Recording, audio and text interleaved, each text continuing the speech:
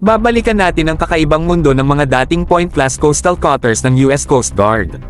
Get ready na tuklasin ang kakaibang biyahe ng mga barkong ito at ang kanilang pagbabago sa Philippine Navy. Noon, naglilingkod ng may kagalang-galang sa US Coast Guard ang mga point-class coastal cutters na ito. Nang una silang gamitin ng South Vietnamese Navy, hinarap nila ang walang katapusang panahon, sa wakas ay hindi na angkop sa serbisyo at nakatakda ng ibenta para sa scrap. Sa isang kakaibang pagkakataon, dalawa sa mga barkong ito ay nakahanap ng kanlungan sa Philippine Navy, salamat sa programa ng military assistance ng US government. Ipinasa noong 1999 at 2001, nagsimula silang isang bagong kabanata ng serbisyo, pinalakas ang kakayahan at presensya ng Philippine Navy sa dagat. Ginawa ang mga ito gamit ang matibay na steel hull at aluminum superstructure. Ang mga cutter na ito ay itinayo para magtagal.